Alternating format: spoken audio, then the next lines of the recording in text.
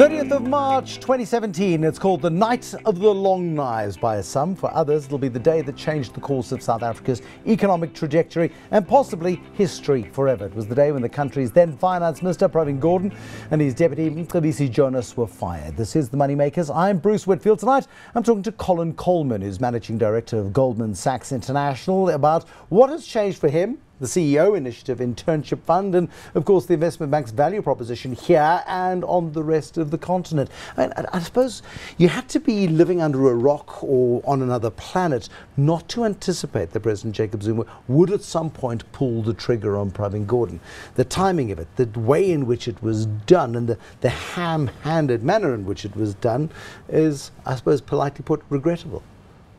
Well, I thought there was obviously a chance that he would pull the trigger, but honestly it was about a political judgment. Does he have the ability to withstand the consequences? And I think that's still very fluid today. One will have to see over time what the consequences are. And you know, Henry Kissinger said to Mao Zedong apparently, you know, what do you think of the French Revolution? And he said it's too early to tell. Now, you and I don't have that much time to sort this particular mess out.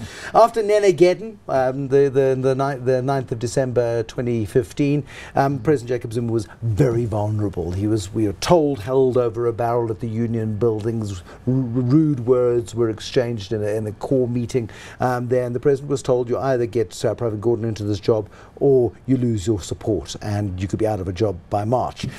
He acquiesced and he put Pravin Gordhan into the job, and Pravin Gordhan was constantly looking over his shoulder. Despite that, he did a remarkable job, with help of people like yourself, to offset the ratings agencies and to keep them at bay. No sooner did Pravin Gordhan get fired than Fitch cut us on both local and domestic and internationally denominated debt, and Standard & Poor's warned that the foreign debt was downgraded and local debt will follow. Moody's warning some sort of the same. I mean, this is economic sabotage, isn't it? Well, let me just say I was on Bloomberg, actually stated the day after, and I said then, and I would repeat it now, that the actions around the cabinet reshuffle were playing Russian roulette with the investment grade rating. And it's very painful to all of those in the CEO initiative, the business community at large, and to the Labour colleagues that were party to the efforts. And those efforts were very deliberate, very time consuming over a 16-month period where we were quite successful. And I have a high degree of confidence that had we been given the opportunity to continue those talks, and that process and the momentum we'd built up around the CEO initiative, with the minimum wage labour negotiations, the youth employment initiative, the SME fund, the fiscal consolidation path, the state-owned enterprise reforms, all of the very concrete structural reforms that we were working on, we would have maintained our investment grade rating. So the actions of the President in reshuffling the cabinet and the manner in which that was prosecuted, I think definitely broke the issues surrounding the investment grade rating and led directly to the loss of that rating. Now, I don't think that, by the way, has been played out yet, meaning the local currency rating remains investment grade, the foreign currency rating is no longer investment grade. But should we lose the local currency investment grade rating, we will fall outside the Citibank World Government Bond Index. And with that falling out of the index, we will lose around $9–10 billion of participation in those indices structurally. They will not be able to participate. That's 150 billion rands worth of forced bond sales that are going to trigger a collapse in the currency, 15, 16 to the dollar for starters. Well, it's a question, I think the Goldman Sachs view, by the way, is because we've had a global repricing of assets since that December 2015 event, which saw us move to 1680. That global repricing is probably on a like-for-like basis, more like 1450 to the 1680. All right. So I would say that's the sort of range that we could trade in, 13, where we are now, 1320, to the 1450 mark, on a heightened repricing of political risk. Is the CEO initiative dead? No, I don't think it is dead, but we do need to... But you can't say that it's alive, because nothing much has happened since Pravin Gordhan we are in went? the process of renegotiating the mandate. Okay. We have to renegotiate that mandate with the CEOs themselves, and we have to renegotiate the basis on which the CEOs are then interacting with the government and reboot that mandate. So we need to, like all negotiation, be getting something in order to give something, and that negotiation is really about refreshing the terms of an engagement with a partner who has broken the mandate under which we were prior it's destroyed the working. Trust. And that is true. There's a huge amount of anger in the business community right now. I'm a board member of Business Leadership South Africa. We've had council meetings, several council meetings since these events, and the mood in business is extremely seized. You feel betrayed? Well, I think there is a feeling that we were working on the basis of trust, that the events of the Night of the Long Knives broke that trust, and we have to then go and consult the partner and ask what happened. Who is the partner? Because the partner was very clear when Pravin Gordhan was the National Treasury. He was the catalyst. It was all hatched before Davos in 2016. He was the go-between. The president. It was the president was taking credit for this relationship. You can't negotiate with the president who broke the trust. No. Do you have a relationship with Malusi Gigaba that can be relied upon? No, I think let's just take a step back.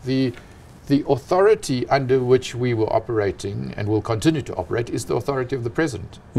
The February 2016 meetings, the meetings in May, the meetings in September 2016 were all held at the behest of the president in the cabinet building in Union Buildings in Pretoria, and that is where we've sourced our joint agreement. So we have to go back there. Okay. But I mean, do you feel like you've been taken for fools? No, I wouldn't. It's quite a strong statement, but I mean, I wouldn't say that because we always knew the risks involved in the engagement we were undertaking. But we were making very good progress in the country's interests, and we're all putting the country first. So Labour, business, and the government has to put the country first. We have to act in the interests of the country, and certainly for business, we thought the best foot forward was to protect our investment grade rating. We are both a positive force, and we are responsible for certain things that may not have over the years been optimal. So we also are playing in a world where we have to undertake structural reforms to optimize the business environment. Malusi Gigaba didn't take anybody from business with him to go and visit investors and the ratings agencies. That would have sent a signal. He took with him his advisor, the Wits professor who published a 1,400-word Marxist treatise on what is wrong with South Africa and proposed no rational alternatives. You would have seen the BLSA rebuttal of that. Absolutely. White monopoly capital mentioned 36 times in 1,400 words. More than 100 words taken up using white monopoly capital and derivatives of that. Growth wasn't mentioned a single once. I mean, this is the guy he takes with him and leaves people like you behind. What message are we sending? Let me make a couple of principal points. The first principal point is in attacking what are perceptions of a failing, mafia-like state in some quarters, those perceptions. The Constitution is our guiding light. And we have to shine the light on the Constitution, and we have to behave, everyone, consistent with that Constitution. The economy is obviously an economy that has made progress. The 2 decades of freedom talked about the rise of the middle class. It talked about the social welfare, support for the poor. It talked about a growth rate. It's been deliberately undermined. We were headed for 2% growth, lower interest rates by the end of this year, stronger currency, less pressure on the fiscus, an opportunity to get this economy back on its feet. And that rug was pulled summarily out from under the feet of anybody who wanted to make a positive contribution. Let's also just be humble and say, structural unemployment, inequality and poverty is a legacy of not of Jacob Zuma. This is a legacy of 100 years of development 350 years. In South Africa. But we're undermining any efforts to improve it, though, surely. I agree with that. My point, though, is that, we have to say there's a wide problem. We can't deny that there is a problem with regards to inequality in South Africa, but we have to get content to what inclusive growth means. Yeah. What I would say is that a failing, ineffectual developmental state is the worst recipe, because you're spending on the one hand, you're not getting the benefit for the economy.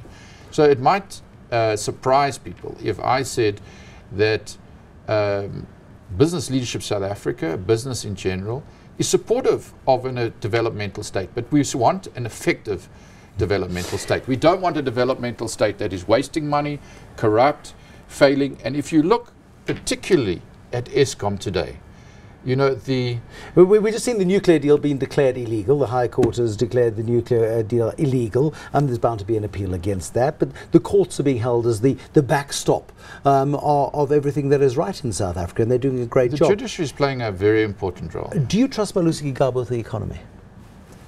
Can I just finish my point about Eskom? I'd like to answer the final question. We've got a minute left. Do you trust Malusi Gigaba with the economy? Look, I think that you have to give him a chance. You have to say, he's appointed as finance minister, we have to invest, but we have to have a negotiated basis on which to engage with him. I think Eskom is one area where we have to tackle the governance problems. Yep. We have to ask, is this board the board that has overseen the series of scandals and that we trust as an economy? And maybe that's a good discussion point with Malusi.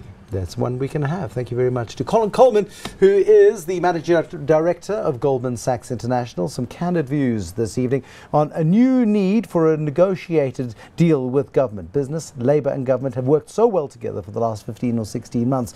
That has been put on hold for the time being until there is a renegotiation on that particular mandate. We're watching this space. We'll see whether or not Malusi Gigaba can be trusted with the economy. Of course, has been in the United States for the last 10 days, trying to convince investors that everything is going to be okay. Even he himself, though, has acknowledged that further ratings downgrades seem likely. More Moneymakers next time. Thank you so much for watching. Good night. Goodbye.